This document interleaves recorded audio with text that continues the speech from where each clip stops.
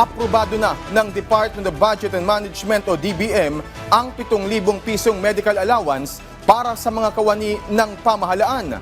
Ang detalye sa balitang pambansa ni Noel Talakay ng PTV. Senior citizen na si Mang Bernabe, isang government employee. Sa edad niya, marami na rin anya siyang nararamdaman sa kanyang katawan na nakaapekto sa kanyang kalusugan. Yung nananakit ng mga kaso-kaso, minsan parang nahihilo. Ano lang, pag nakakaramdam ako, nire-relax ko lang yung katawan ko. Pero di na siya nagpapatingin na sa doktor dahil sa kakulangan sa budget. Mas importante sa kanya ang mga gastusin niya pang araw-araw at mga bayarin buwan-buwan. Nangihinayang ako sa mababawasan pera ko kasi wala na akong ibang isipin kundi paggasto sa araw-araw.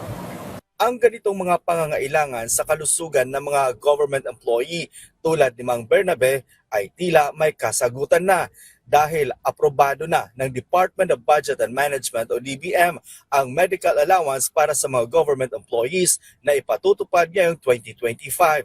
7,000 pesos kada taon ang makukuha ng isang government employee sa medical allowance. Pero may ilang qualification ng status ng employment ang sakop ng medical assistance. Hindi kabilang dito ang contract of service at job orders.